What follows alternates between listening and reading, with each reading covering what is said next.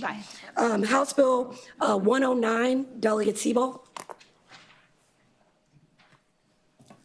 Good afternoon, Madam Chair. Good to see you all again. I have a substitute I'd like to submit. Okay. Can you explain the substitute so that we can move it? Sure. Well, the substitute is pretty much the bill now. So if you don't mind, Madam Chair, if I explain the bill, that is the substitute. The substitute was pretty much an agreement that was made between all stakeholders where we're able to find peace in the valley. So I'll go ahead and explain the bill, and then you do want to move that after I explain it? We'll go ahead and move the substitute. I move the substitute. Second. All those in favor say aye. Aye. All opposed?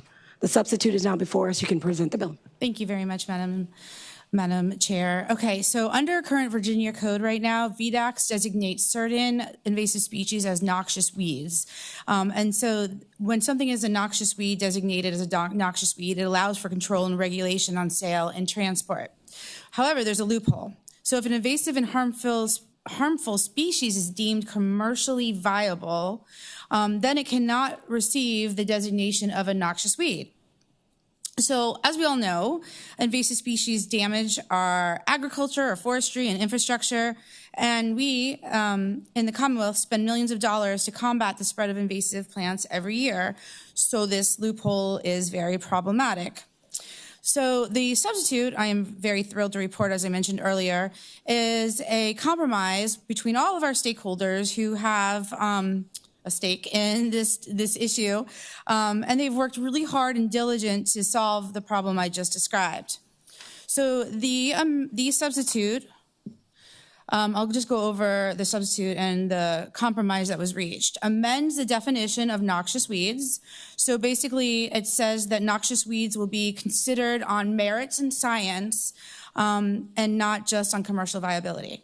2, it reinserts language regarding the economic impact of a invasive plant. So it allows the Noxious Weed Advisory Committee to consider the economic impact, designating a particular plant as a noxious weed. So basically now what we're saying is the stakeholders will come together and decide if an economic impact, I'm all over the place. It will consider the economic impact designating a particular plant as a noxious weed and what that impact would have on the nurseries, landscapers, and garden centers. So basically, it's looking at the benefits as well of that plant in addition to the overall picture economically. Number 3, and it introduces a phase out of any plant in the trade designated as a noxious weed. So basically, we're just giving nurseries and garden centers, et cetera, a runway to dispose of any inventory that they already have. And finally, the substitute provides for a review of the Noxious Weed Advisory Committee and kind of looking over who's on that committee and their background. So, Madam Chair, I look forward to any questions that you all have and hope you consider HB 109. Gratitude, Delegate. Are there any questions from the subcommittee? Delegate Loffer. Madam Chair, to the delegate, do we have any idea where agribusiness is on this? I will let them speak for themselves, but as far as I'm aware, they are in support of the bill as they worked very hard to reach this compromise. And there we are. Madam Chair, members of the subcommittee, Trey Davis, Virginia Agribusiness Council. We worked with Virginia Nursery Landscape Association, so we support the substitute. Thank you. Thank you. Delegate Wilt. Thank you, Madam Chair. Can you give us an example of one of these plants that you're talking about? Well, currently there's about 20 plants already on the noxious weed list. Which one? The tree of heaven. Kudzu is already on it, but we're not talking about plants that are already on the list. We're talking about plants that are not on the list. Madam Chair. Thank you. Matt, follow up? Delegate Wilt. So there's I'm a little confused. There's economic benefit to the tree of heaven? Madam Chair, so let me clarify. So Tree of Heaven, for example, is already on the noxious weed list. So for it to have made it onto the noxious weed list meant that there was no commercial viability, no economic interest by any of the stakeholders. But there are lots of invasives being sold today, Madam Chair, that, as I would respond to the delegate, that are not on this list because somebody has said, well, I can sell this. This is commercially viable, so I can't put it on the list, even though it could be a very dangerous plant. And so that has been the designation up to this point. And so that's what we're trying to change. Follow up, Madam Chair. Delegate Wilt. So what's one of those that are on the list that you're talking about?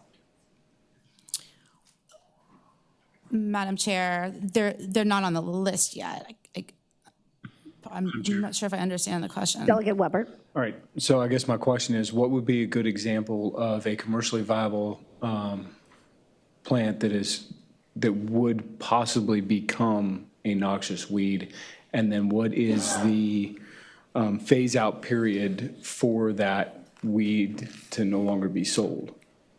Madam Chair, if I could call up an expert from the audience who could talk more about the specifics of the plans, I would appreciate it. Thank you. Hi, Chris Lane with South Cliff Strategies, representing Blue Ridge Prism.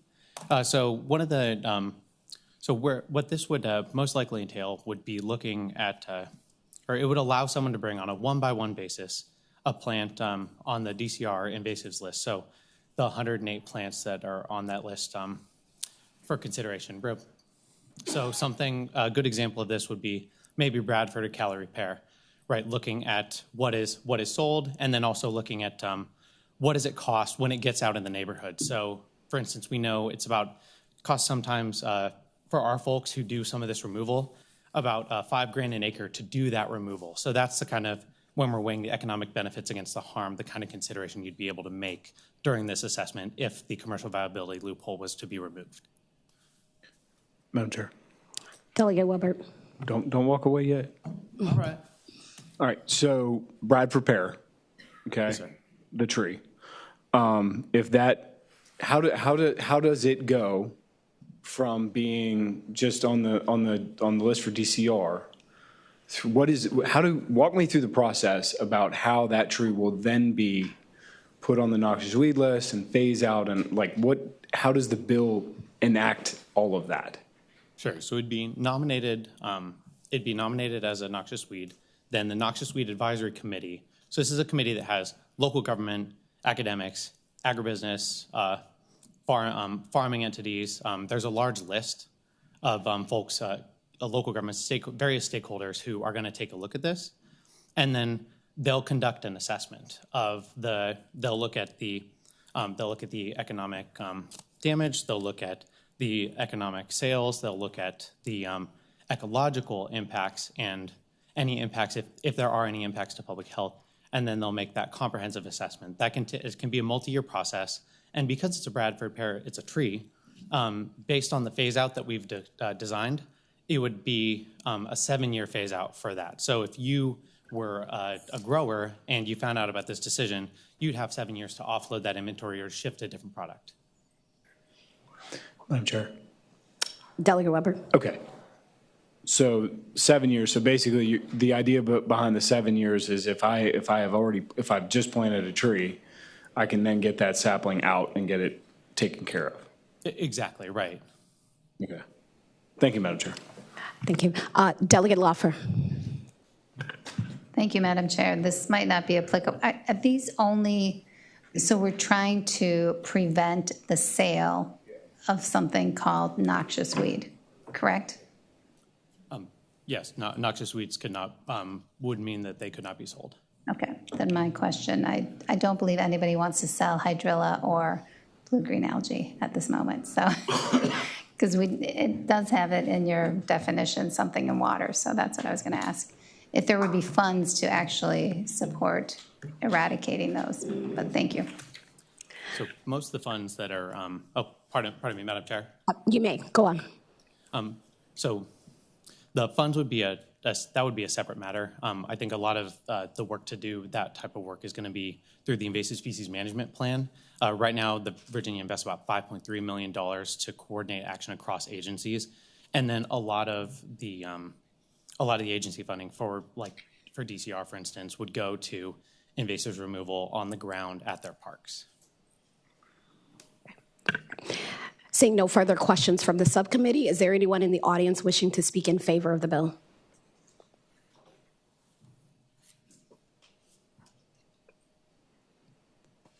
Madam Chair, members of the subcommittee, Ellie Wilson with Environment Virginia. We strongly support this bill.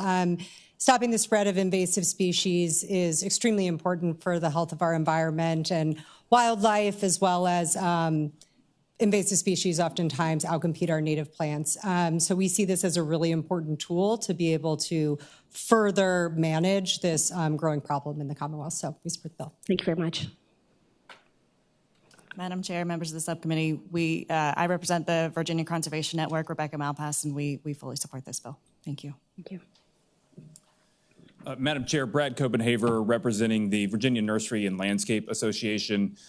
We support the bill. We thank the patron for working with us on this substitute. Just to give you a little bit of history, and I can't believe that I've been around here this long, but the commercial viability clause in the noxious weeds definition was kind of a negotiated clause in that definition that came about in 2016, dealing with how do we continue to move this process along, but also maintain that we have some check on this and maintain that we have some sort of look at what the nursery economy is in Virginia. And just to give you a sense, the Nursery and Landscape Association is a statewide association, folks that grow and sell and install plants. They're very focused on education, consumer education. They're very focused on training, and they do their best to get the best science out to all people in the Commonwealth of Virginia. And I think we have been very good partners with our state agency folks, our land-grant universities, and we'll continue to do that. One of the concerns that they had with the original bill is that removing the commercial viability piece of that definition would kind of open the floodgates in terms of what could be considered. And what we want to maintain is that we're looking at the balance of, nurseries grow plants based on what the market is and what consumers are demanding. And over the years, with education and proper training, the market has shifted a lot over the past, say, 30 years. So we want to maintain the ability to kind of have that discussion in a controlled framework. The Department of Agriculture and Consumer Services, through the regulatory process, determines what the Noxious Weeds Advisory Committee looks like, who is on it, and then what species are eventually on the list. And so I say all that to say we really appreciate this. We recognize that the process as it was currently going, as it is currently set up, was not really working. That provision was kind of serving as a filter that we didn't necessarily intend to be used in this way. And so we were happy to work with the patron to fix this, and also appreciate the department's willingness to kind of be a partner in this as well. So thank you. Thank you very much. Yeah. Madam Chair, Jake Tabor, Virginia Farm Bureau. We appreciate the delegate working on this issue and coming to consensus with the stakeholders. For years, we've tried to get plants such as the Bradford pear, the barberry, and the trifoliate orange on the noxious weeds list, but the commercial viability aspect has been a hurdle, and we believe this is a good step forward to help address that, and good path forward. Thank you. Thank you very much. Madam Chairman, members of the committee, Jim Riddell, representing Virginia Cattlemen. This is a good bill, a good compromise. With Delegate Weber mentioned on Bradford pear. The Bradford pear, the base of that plant is the calorie pear with spikes about that long, and when on cattle farms all across the state is a real menace. So this is a good bill that looks at things down the road, but also allows things to go as far as commercial activities that are okay. So we support the bill. Thank you very much. Is there anyone wishing to speak in opposition to the bill? Seeing none, we'll go online. We have 3 people signed up. Ooh, nobody showed up. Copy all. All right. So seeing no one online, I'll bring it back to the committee. Are there any further questions or comments from the committee? Seeing none, the committee operates by motion. It has been moved and properly reported as is it amendment or substitute? My apologies. As the substitute, the clerk will open the rolls.